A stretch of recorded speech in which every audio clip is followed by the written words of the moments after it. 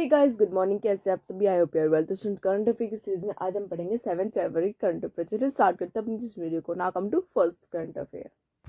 International day of zero tolerance of female genital mutilation day हम कब celebrate करते हैं? 6 फरवरी को। स्टूडेंट 6 फरवरी को हम अपना female genital mutilation day celebrate करते हैं। स्टूडेंट्स, मेनली इस डे को हम किस लिए सेलिब्रेट करते हैं? स्टूडेंट्स, इंडिया में ही कह लो चाहे बाहर भी किसी भी रीजन में ऐसी मान्यता है कि अगर जो फीमेल का जेनिटल पोर्शन होता है उसे स्टिच करने से या बर्न करने से लड़की शुद्ध होती है, एक तरीके से वर्जिनिटी लंबे टाइम तक बनी रहती है। और ये कितनी किसी एज ग्रुप में होता है? ये 12 to 15 ईयर की गर्ल्स के एज ग्रुप में अगर जो उनका फीमेल पोर्शन होता है, रिप्रोडक्टिव पार्ट होता है, उसे स्टिच कर दे या बर्न कर दे तो इससे वर्जिनिटी काफ़ी लंबे समय तक रहती है। एक तरीके से वो इंटीमेसी के लिए अट्रैक्ट नहीं होती। ओके स्टूडेंट, तो स्टूडेंट ऐसे कुछ मान्यता की वजह से हम इस डे को सेलिब्रेट करते हैं। एक तरीके से अवेयरनेस के लिए हम इस डे को सेलिब्रेट करते हैं। Okay students, this day observe to spread awareness and educate pupils about the consequences and problems that face due to genital mutilations. Mainly awareness के लिए और पीपल्स को एजुकेट करने के लिए जो जेनिटल म्यूटिलेशन होता है उसकी वजह से फीमेल्स को काफ़ी प्रॉब्लम फेस करने पड़ते हैं, जिसकी वजह से हम इस डे को सेलिब्रेट करते हैं। ओके स्टूडेंट, तो students, international day of zero tolerance of female genital mutilation हम कब सेलिब्रेट करते हैं? 6 फरवरी को। स्टूडेंट, इस डे की 2024 की थीम क्या है? हर वॉइस हर फ्यूचर की थीम है। Okay students, now come to second.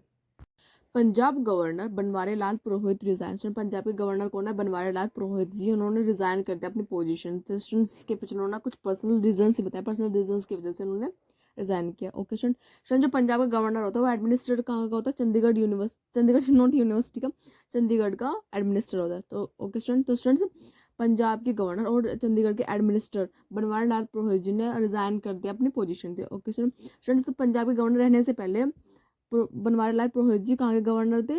4 साल तक वे तमिलनाडु के गवर्नर रहे हैं। Okay students, now come to third.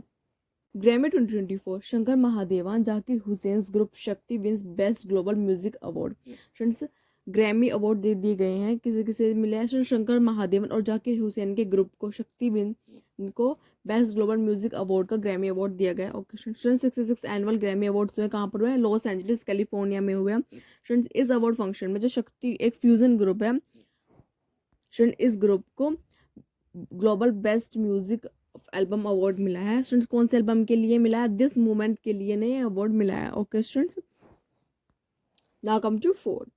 तलबीरा thermal power project in Odisha. Odisha में तलबीरा थर्मल पावर प्रोजेक्ट की नींव रखी गई है। स्टूडेंट्स, ये नींव किसने रखी है? PM Narendra Modi ji will lay the foundation stone of Talabira thermal power project of Neyveli lignite corporation India limited. Students, PM Narendra Modi ji ने तलबीरा थर्मल पावर प्रोजेक्ट की नींव रखी है, एक तरीके से फाउंडेशन स्टोन रखा। कहाँ पर? उड़ीसा में। स्टूडेंट्स, ये प्रोजेक्ट किसके अंदर आता है? कोल मिनिस्ट्री के अंदर ये प्रोजेक्ट आता है। और स्टूडेंट्स, ये उड़ीसा में कहाँ पर रखी गई है ये फाउंडेशन स्टोन? उड़ीसा के सबलपुर में ये फाउंडेशन स्टोन रखी गई है। ओके स्टूडेंट्स, इस प्रोजेक्ट की टोटल वर्थ कितनी है? स्टूडेंट, 27,000 करोड़ रुपीज़ की इस प्रोजेक्ट की टोटल वर्थ है। ओके स्टूडेंट्स, इस प्रोजेक्ट का मेन एम क्या है? स्टूडेंट, इस प्रोजेक्ट में मेन फोकस किस चीज़ पर रखा गया है? स्टूडेंट्स, जो इलेक्ट्रिसिटी प्रोड्यूस होगी वो कितने कॉस्ट पर प्रोड्यूस होगी?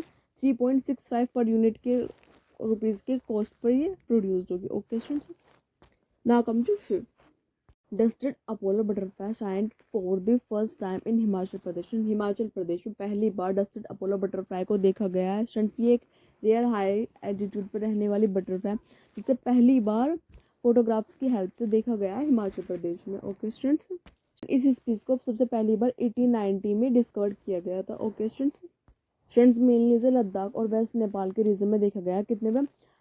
3,500 से लेके 4,800 मीटर तक के एल्टीट्यूड में से देखा गया। Okay students, 11 Apollo dusted Apollo butterfly की स्पीशीज को देखा गया हिमाचल प्रदेश में। Okay students, now come to 6। India state of forest reports and forest survey of India जो देहरादून के एक ऑर्गेनाइजेशन है। स्टूडेंट्स, इस ऑर्गेनाइजेशन ने एक फॉरेस्ट रिपोर्ट को रिलीज किया। स्टूडेंट, इस रिपोर्ट में 2017 से लेकर 2021 तक के जितने भी डेटाज हैं उन्हें रिलीज किया। स्टूडेंट, इन डेटाज में बताया गया है कि इंडिया में कितना फॉरेस्ट एरिया इंक्रीज हुआ है, डिक्रीज हुआ है, कहाँ पर डिफॉरेस्टेशन, कहाँ पर अफॉरेस्टेशन हुआ है, उसके बारे में इस रिपोर्ट में पता चला है। ओके स्टूडेंट्स, 2017 से लेकर 2021 तक की इस डेटा में पता चला है कि 5,516 स्क्वायर किलोमीटर का एरिया ऐसा है जो इंक्रीज हुआ है फॉरेस्ट में। ओके स्टूडेंट्स, अब हम देखते हैं state with highest forest area cover के हिसाब से। स्टूडेंट एरिया वाइज देखें तो मध्य प्रदेश ऐसा स्टेट एरिया है जिसमें सबसे लॉन्गेस्ट फॉरेस्ट कवर है। और अगर हम टोटल ज्योग्राफिकल एरिया के हिसाब से देखें, मतलब एक स्टेट है चाहे वो कितने भी एरिया वाइज छोटी हो चाहे बड़ी हो स्टूडेंट, उसमें सबसे ज़्यादा फॉरेस्ट कौन से स्टेट में, तो स्टूडेंट मिजोरम ऐसी स्टेट रही है। ओके स्टूडेंट, तो ये हमारे आज की current affair. If you like the video give thumbs up and press subscribe button. Thank you so much, bye.